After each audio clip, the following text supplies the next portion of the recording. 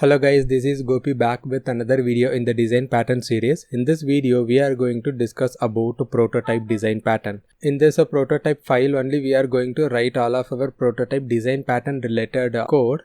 So first what I do is, before start writing any code related to the prototype design pattern, I will just explain what is prototype design pattern, how we will be implementing that. Prototype means that we are actually taking a clone of an existing object. That's nothing but the prototype is all about. Let's say example, everyone have mobile phone, everyone have laptop. Before manufacturing the actual device, they will be manufacturing a prototype design. Since we are manufacturing based on the prototype, we can say that's nothing but the copy. Okay, that is what we call it as a prototype design pattern. We have an existing object, we try to copy the existing object, that is nothing but prototype design pattern. Now, you can see that I have an empty namespace. Within this empty namespace, let me create a public interface and interface name. You can give any interface name, that's up to you. I'll just name it as a prototype. Prototype. So within this prototype interface, I'm going to have only one method, which is nothing but your clone method. If you don't like to use this iPrototype, then you can use the inbuilt iClonable interface that also have a clone method. We can able to implement a prototype design pattern with iClonable interface as well. I will just leave it as it is. Now what I can do is, I can create one more class. Let's say example public class person1. This is one class which is inheriting from the iPrototype.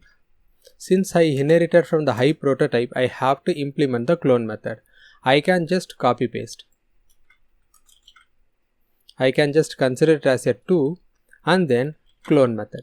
Now you can see that I have two different persons, person 1, person 2, which inherited from iPrototype interface.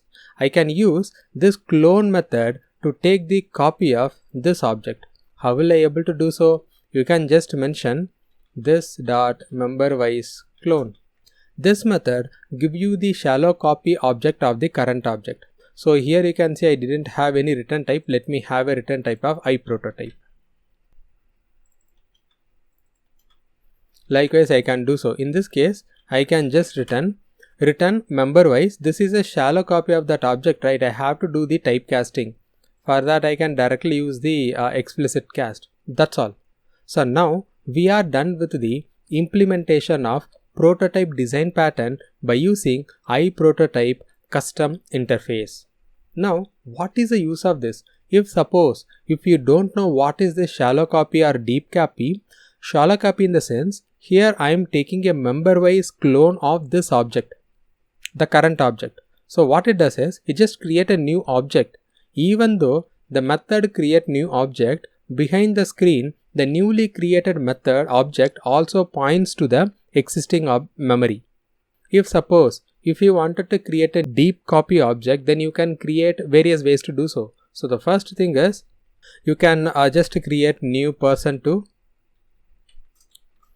And then you can fill up whatever details you wanted to fill within this object and then return it. That way also we can do so.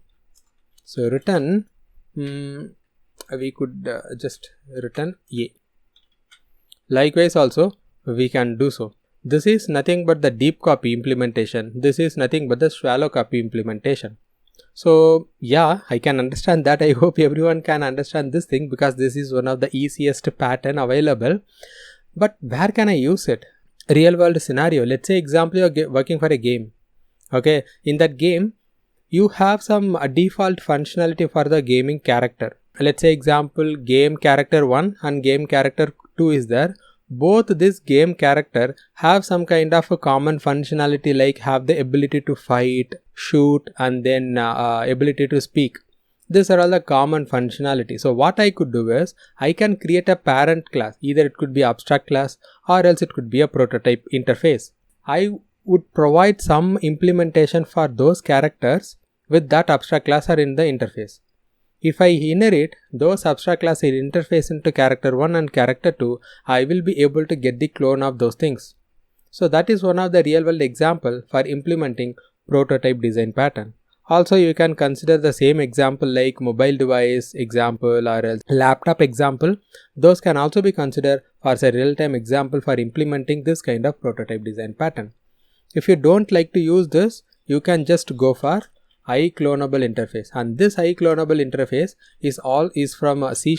You can see, right? Nothing has changed except the iClonable. Both are same. Instead of using iClonable, I just created my own. You can even comment this out, and this will eventually lead to the, I can just remove this because it is getting confusion between the iClonable interface that I created and then the existing one. So I can just copy, put it here. Okay, likewise also I can do so, and just copy paste the same thing here, and then let me migrate this into this. So that's all. This way also you can do so. They have a object here, which means it can accept any type of the object. That is the only difference. Apart from that, all the implementations are same, and that's how it is working. So this is nothing but implementation of prototype design pattern. How will I able to invoke this? Go to the program file, and here I can create an object for the prototype. This is nothing but prototype. I can just say it as a person1. Okay, I created the person object. I can just use person.clone method. Why it is not available? Okay, let me make it as public so that anyone can access it.